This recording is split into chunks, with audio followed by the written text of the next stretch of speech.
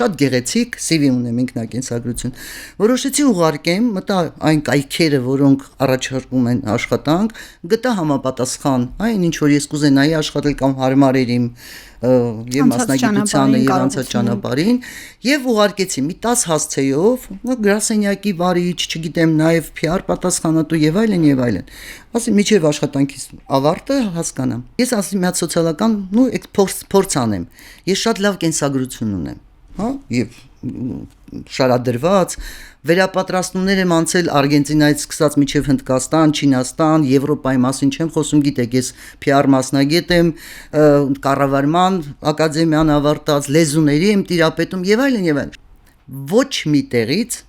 որևէ արձագանք չեղավ, որտեվ ես հասկանում եմ այդ կադրավիկներին կամ նա ով ստանում է այդ CV-ն, նա նայում է ծննդյան թվին։ Վստահ եք, որ ageism-ի դրսևորում է, պատճառը ageism-ն է, տարիքային որովհետև տեսեք, օբյեկտիվորեն, եթե ես լինեի գործատու եւ ունենայի իրոք այդ հաստիկները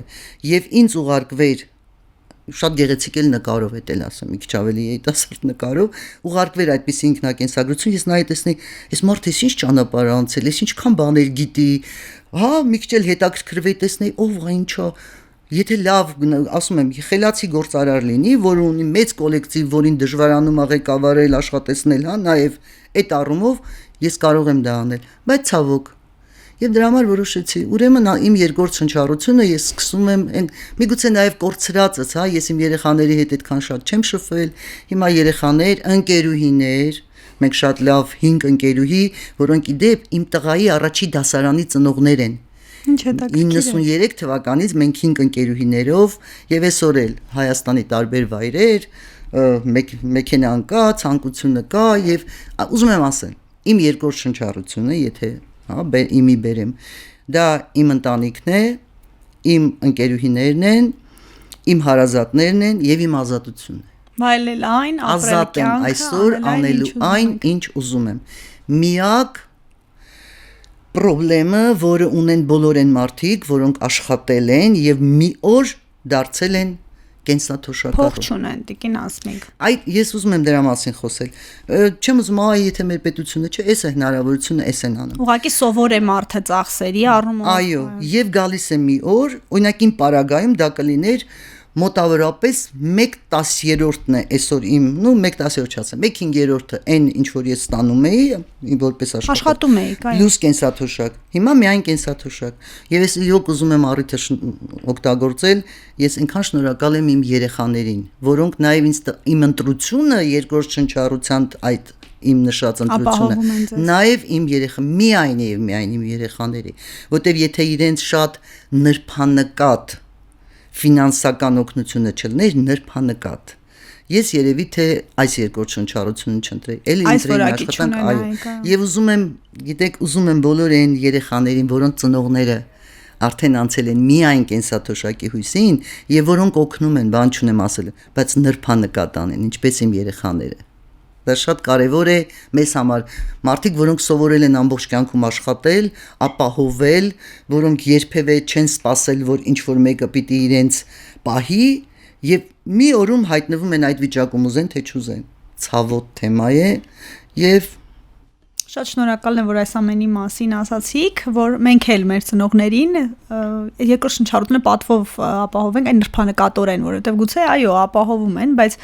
չի խնդրի մարդը եթե դա ամբողջ կյանքի ընթացքում չի խնդրել 65-ից հետո էլ չի խնդրի գումար հագուստի կամ ինչ որ ճամփորդության, բայց մենք երևի այսօր զավակներին այս հատվածը ուղղենք, որ լավ տեր կանգնեն ծնողներին։ Անպայման, ես շատ նրբանկատ դա անեմ։ Տիկին Ասմիկ, մի բան էլ, մի դիտարկում էլ ժողովրդագրական ռազմավարության մասին երբ որ խոսում էինք, պարոն Ջրբաշյանը այստեղ ասաց, որ նոր հասկացություններ երեխային խնամողը մեծ հաշվով այն տատիկներն ու պապիկները, որ խնամում են իրենց թորնիկներին, կատարում են աշխատանք։ Դա աշխատանք է, որը եթե հրավիրեին դայակի, վարձատրելու են եւ բավականին լավ են վարձատրելու։ Հիմա պետությունը գնում այն ճանապարհով, որ այդ մարդկանց դայակներին, տատիկներին, պապիկներին, ընտանեկան դայակներին վարձատրի տաստատուս, համարվի ստաժ, որովհետև դա իսկապես աշխատանք է ու այս առումով ուրախալի է, ուզեցի սանչեցնեմ, որպեսզի մարդիկ իմանան, որ դա նույնպես գնահատելի է եւ զավակներն էլ հասկանան, որ իրենց տատիկ պապիկները, այսինքն ծնողները պարտավոր չեն, նաեւ պարտավոր չեն, իհարկե ամենահաճելի գործն է, բայց նաեւ դա գումար արժե, ժամանակ արժե։ Ամեն կնճռի մեջ պատմություն կա։ Ես գիտեք մի անցման տարի կար մանավանդ երբ որ դուք գիտեք ես 7 տարի ունեի իմ սեփական չէ հերինակային հաղորդումը պետական հաղորդում էր հերինակային եւ այդ ժամանակ ինձ համար շատ կարեւոր էր եթերում հանկարծ մի բան էսպես չլինի այնպես չլինի հիմա արդեն երբ որ դու անցնում ես այդ բարիերը եւ դա հեռուստատեսության հետ կապ չունի դու հասկանում ես որ կնճիռը պիտի լինի, եթե կնճիռը չլինի, ուրեմն ես էլ արդեն չպիտի լինեմ, չէ՞։ Եվ այդ ամեն կնճիռը չեմ ասում իմաստություն կա մեջը, չէ։ Պատմություն կա, հուշ կա,